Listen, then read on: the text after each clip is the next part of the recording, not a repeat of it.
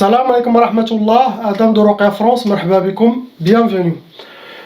أعوذ بالله السميع العليم من الشيطان الرجيم بسم الله الرحمن الرحيم الحمد لله عد ما خلق والحمد لله من ما خلق الحمد لله عد ما في السماوات وما في الأرض الحمد لله عد ما أحصى كتابه والحمد لله من ما أحصى كتابه الحمد لله عدد كل شيء والحمد لله من كل شيء اللهم صل وسلم وبارك على سيدنا محمد وآدم ونوح إبراهيم وموسى وعيسى وما بينهم من النبيين والمرسلين صلوات الله وسلامه عليهم أجمعين اللهم صل وسلم وبارك على سيدنا محمد وآدم ونوح إبراهيم وموسى وعيسى وما بينهم من النبيين والمرسلين صلوات الله وسلامه عليهم أجمعين اللهم صل وسلم وبارك على سيدنا محمد وآدم ونوح إبراهيم وموسى وعيسى وما بينهم من النبيين والمرسلين صلوات الله وسلامه عليهم أجمعين لا إله إلا الله الجليل الجبار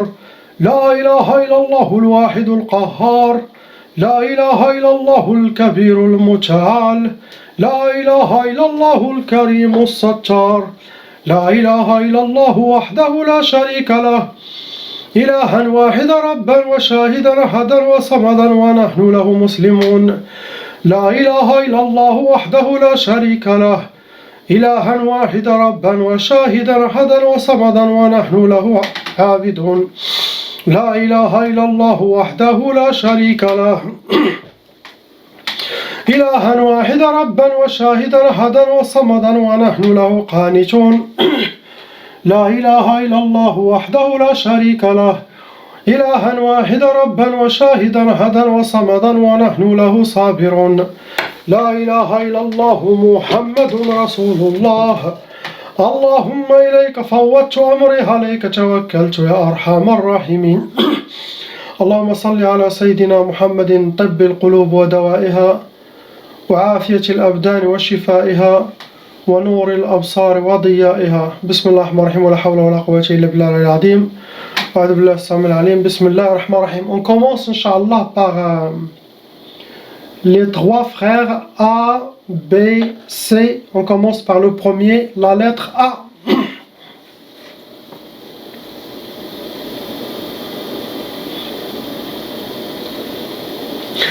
Mon frère, malheureusement, vous avez déjà hérité la tchaba'a, ça veut dire les parents ils étaient victimes de sorcellerie des djinns, et cette sorcellerie, ça se transmet aux générations, aux enfants, et ça peut aller jusqu'à 7 générations.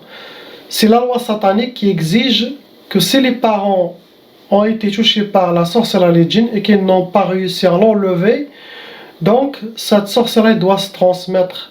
C'est ça la tchaba'a. Donc c'est pour ça, quand il y a la sorcellerie des parents, il faut que tous les enfants fassent les ruqya pour qu'ils enlèvent cette malédiction satanique à aller se transmettre à tous les enfants. S'il y a 5 enfants, ça va, ils vont avoir la tchaba'a. Et s'ils ont chacun 5 ou 2 ou 3 enfants, comme ça, regardez comment le plan satanique pour détruire les fils d'Adam. Ça peut aller très loin.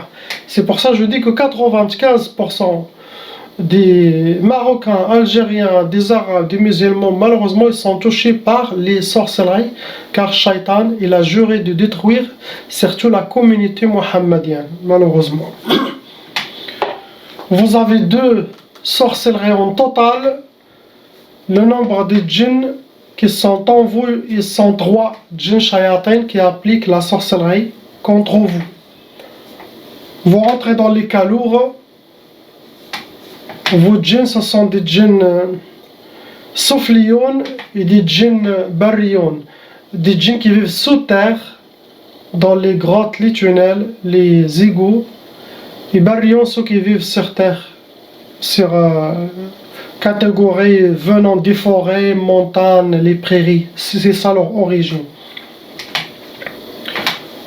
Il y a aussi un côté psychologique qui a été développé pendant toutes ces années dû à toutes vos sorcelleries, à toutes les djinns.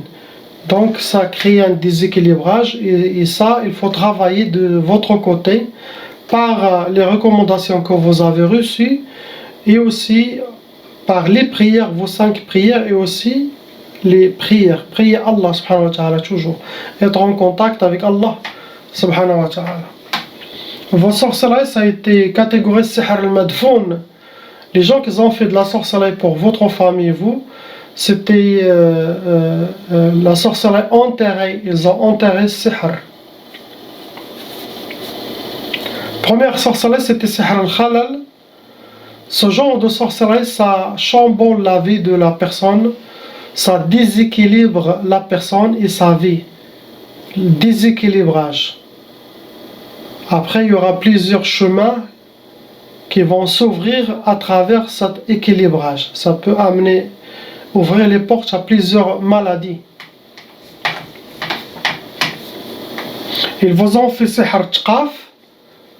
Tqaf, il peut causer plusieurs problèmes et maladies qui existent. Tqaf, il peut donner l'impuissance.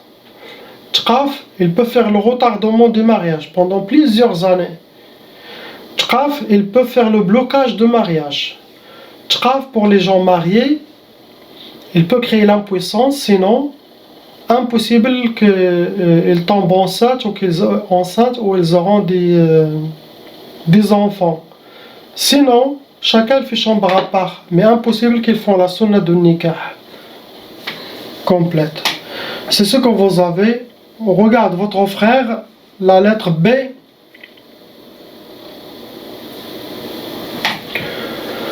Pareil, mon frère, vous avez hérité la tchaba comme votre frère. Actuellement, il y en a deux sorcelleries comme votre frère. Pareil, juge.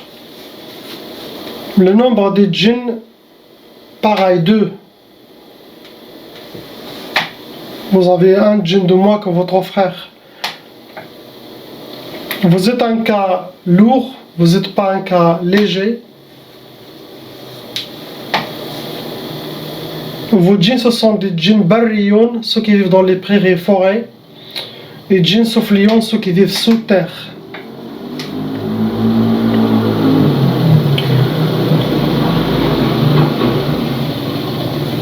Car vous avez les mêmes sorcelleries, le A et B les mêmes, pareil. Les djinns aussi pareil, donc ça confirme que c'est quelqu'un qui a jeté ça contre tout le monde. Possible pour se venger de vos parents, de votre mère ou de votre père. Donc on ne sait pas c'est quoi les problèmes qu'il y a eu chez la famille. Car la sorcellerie pareil, elle a été enterrée sihr madfoun. Les sorcelleries comme votre frère. Ils ont utilisé sihr al-khalal et l'autre c'est sihr tqaf.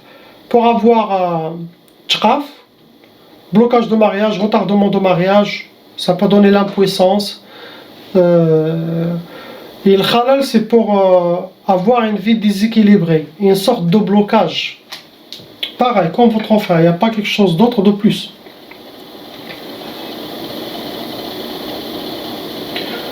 Il y a aussi un côté psychologique dit à tous les blocages et les échecs que vous avez eus à travers ces sorcelleries.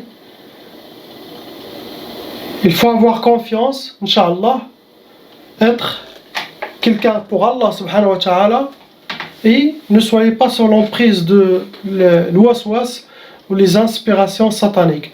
Chaque chose qui vient dans votre tête, qui est négative, ça ne vient pas d'Allah, ni de ses anges. Ça veut dire que ça vient du shayatin, ça vient de la sorcellerie. Il faut faire le contraire. Avec le temps, tout ça rentre dans l'ordre. Vous êtes, machallah, les deux jeunes, vous êtes des beaux hommes, il n'y a rien qui va vous empêcher d'avoir une vie normale comme tout le monde. Mais, essayez d'être, inchallah, positif et toujours dites, je vais avoir ça, Allah subhanahu wa ta'ala, il va me donner. Faites les 3 duas puissantes qui sont sur YouTube. Faites-les à l'intention de ce que vous souhaitez, Inch'Allah. Vous allez être victorieux, Inch'Allah, avec les recommandations. Car c'est ce que vous avez, il est pareil. On passe à votre frère, le troisième, la lettre C.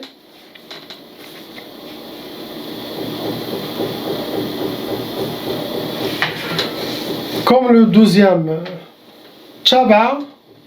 Vous avez hérité Tchaba comme tout le monde. 2 sorcelleries. 2 djinns, shayatin, le cas lourd, Pareil, côté psychologique, dis à tout ce que vous avez, votre djinn, c'est différent comme, vous avez djinn soufflion, ceux qui vivent sur terre, et vous avez djinnarion. Djinnari, ça cause la colère et la dépression. Pareil, sorcellerie enterrée, tchkaf et le déséquilibrage. Des fois, les gens ils disent, mais moi j'ai fait aucun problème à personne. Ou ils disent, je ne fréquente même pas avec les Arabes, ou je sais pas qu'est-ce qu'ils disent, ou je suis toujours avec les... Comment ça se fait? Et là, ça veut dire, regardez, quelqu'un, il peut faire la sorcellerie à votre mère ou père. Quelqu'un, il va faire pour tout le monde. Pourquoi? Pour pourrir la vie à votre famille.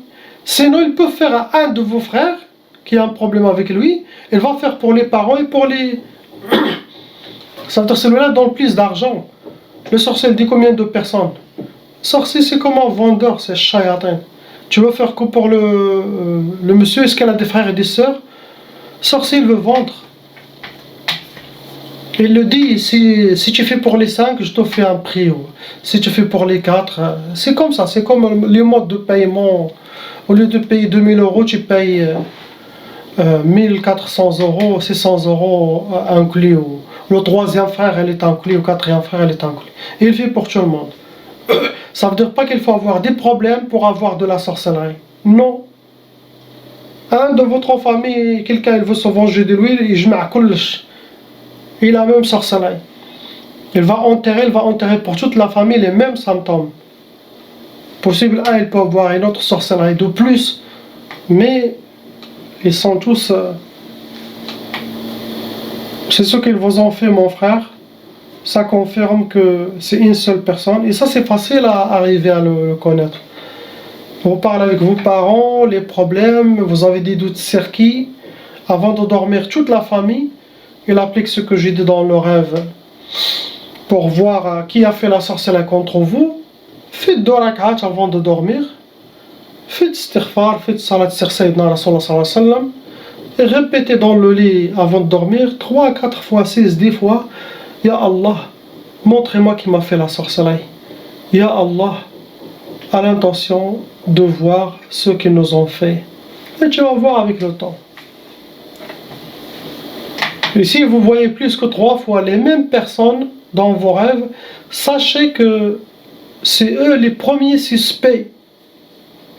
Et là, avec les histoires de famille et ça, vous allez être guidés comme des investigations. Vous allez être guidés à connaître c'est qui. Et ça ne veut dire pas quand vous connaissez, il faut aller l'affronter, car il peut refaire. Au moins, le fait de connaître qui a fait la sorcellerie, ça a diminué de la force des djinns et de la force de cette sorcellerie. Parce qu'elle est vivante. Ils vont travailler, mais pas comme s'ils sont invisibles. Le voile, il est ouvert, il y a des trous, il est ouvert un peu. C'est bien de voir et de connaître, ça diminue. Comme ça, vous pouvez faire le dhikr à l'intention de enlever toute cette sorcellerie. Vous connaissez ce qui, ça approche, ça donne plus de force dans votre dhikr, dans votre ruqya à vous. Et je conseille les gens d'oublier les ruqya audio que vous entendez sur YouTube ou ça. Car vous allez faire la ruqya, vous allez toujours attendre, il y a quelque chose qui va bouger. Si tu attends quelque chose qui va bouger en toi, il y a quelque chose qui va venir, tu auras aussi des djinns squatters qui vont bouger. Tu vas dire, ah mais j'ai toujours des djinns. Il n'y a rien qui empêche les djinns squatters à squatter votre monde. Impossible. Ils circulent dans le sang. Si tu es protégé, tu es avec Allah, c'est très difficile, il ne va pas squatter votre corps. Car ça ne veut dire pas qu'il faut avoir sorcellerie djinn pour ressentir des vibrations, des muscles qui vibrent, ou des serpents qui circulent à l'intérieur, ou des mouvements. Sans sorcellerie djinn, la majorité des gens, ils sentent ça. Ça veut dire qu'il y a djinn dans votre monde. Normalement, il ne faut rien sentir. Et des fois, c'est quelqu'un même qui a des djinns de sa famille musulman, il peut sentir ces vibrations. C'est pour ça que je dis aux gens qu'ils ne s'inquiètent pas, autant qu'il n'y a pas des poursuites, qu'il n'y a pas trop d'animaux dans vos rêves, qu'il n'y a pas des attaques dans vos rêves, qu'il n'y a pas de très grands problèmes, ne vous inquiétez pas. Ça va partir. On passe, Inch'Allah, la sœur, la lettre D. Ma sœur, vous avez 3 sorcelleries. Apparemment, ces 3 sorcelleries ont été refaites. Il y a des shaytanages qui refont de temps en temps de la sorcellerie contre vous. Il y a 6 djinns shayatin venant avec vos dernières sorcelleries qui sont en vous, qui sont dans votre corps et autour de vous. Ce sont des djinns extérieurs et intérieurs. Vous rentrez dans les cas lourds. Ce sont des djinns catégorie Sufliyon et Ardiyon, djinns qui vivent sous terre, et djinns Ardiyon comme nous, ceux qui marchent sur terre. Catégorie de vos sorcelleries, ils ont utilisé Sihr al-Majmar, ça veut dire la personne, il a fait Sihur, il les a brûlés dans le truc là, de l'encens, le grand. L'autre catégorie, ils ont fait Sihr Voodoo. Sihr Voodoo, c'est sorcellerie africaine. Maintenant, c'est même pas africain en Algérie, en Tunisie, au Maroc, Mali, Soudan et vous allez en Afrique. Tout le monde il utilise le sorcellerie voodoo. On appelle ça Sihr Tabi'a. C'est pareil, c'est différent mais ça ressemble. Et quand il y a Sihr Voodoo, ça peut créer des maladies physiques. On verra. Première sorcellerie, c'était Sihr al-Ukusat, pour créer les échecs dans votre vie, pour que vous aurez le contraire de ce que vous souhaitez. Vous souhaitez A, le shayatin, même si ça vient, tu auras B. Tu dis, moi je veux ce couleur bleu, pourquoi elle m'envoie le noir? Par exemple. Tout ça c'est pour vous déséquilibrer, jouer sur votre côté psychologique. Il y a ma soeur Sihr Ta'asa, pour que vous ne viviez pas le bonheur. Et il veut, cette femme veut que que vous serez habillé par le malheur, accompagné par le malheur et vivre le malheur. C'est une vengeance, cette sorcellerie. Et l'autre, c'est Sihr al-Asqam, comme j'ai dit pour le vaudou. Sihr al-Asqam, c'est très dangereux, car ça cause les maladies physiques. La personne, elle tombe toujours malade, ou il y aura des maladies bizarres, et que le docteur ne comprenne rien du tout. Et quand le docteur ne comprend pas, il y en a des sincères, elle va dire on ne comprend pas, tout est bien. Il y a des autres, il va dire on appelle ça cette maladie. Et cette maladie, ça n'existe pas. Comme pour lui, il a dit c'est ça cette maladie. Comme la sœur que j'ai reçue, sa famille, ils sont de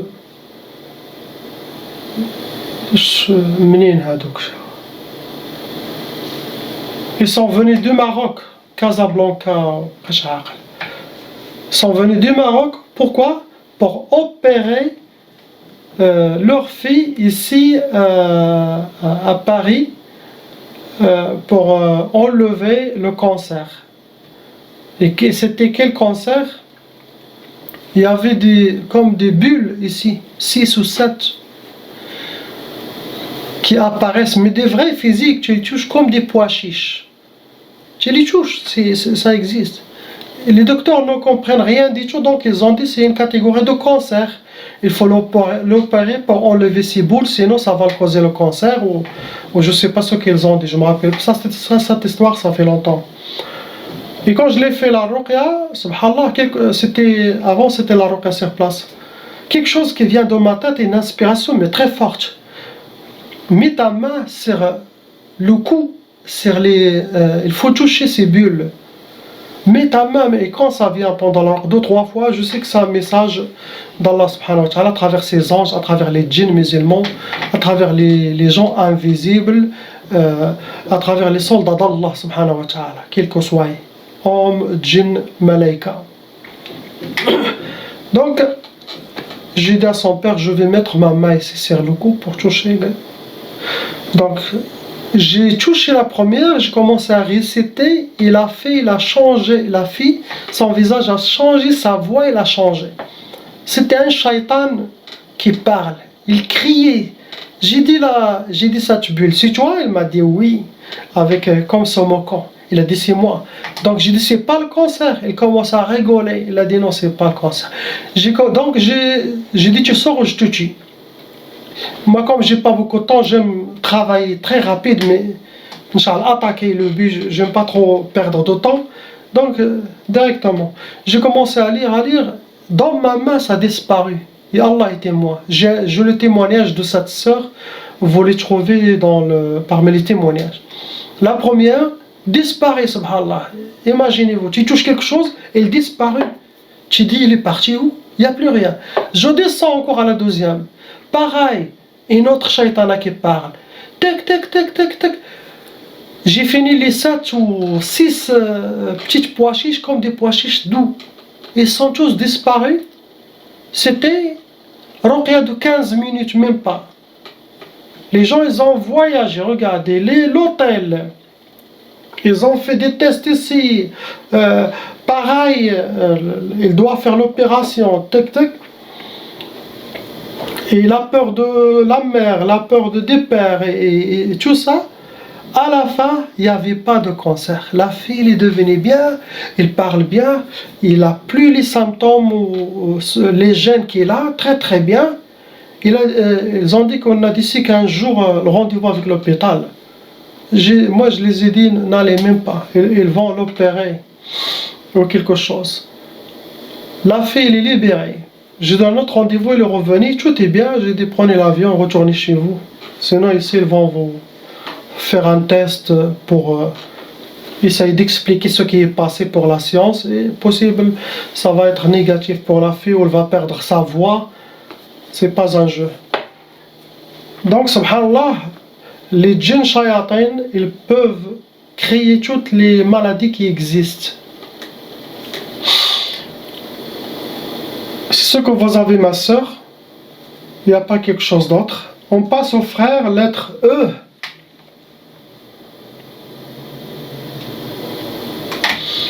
Mon frère, vous avez 0 sorcellerie. Il n'y a aucun sorcellerie. Sifr, sihr. Il y a 3 djinns shayatin, mais il n'y a pas de sorcellerie. Ce sont des djinns soufflioun, ardion, djinns qui vivent sous terre, et djinns ardion, ceux qui vivent sur terre comme nous. Ils étaient attirés par quelque chose. C'était quoi? Vous avez été dans un mauvais endroit ou quelque chose de ça qu'ils sont entrés en vous. Ils peuvent être envoyés aussi par quelqu'un sans avoir de la sorcellerie.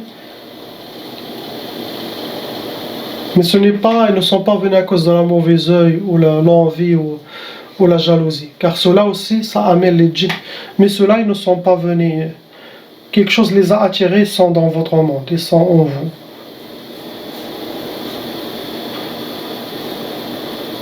Donc, des fois,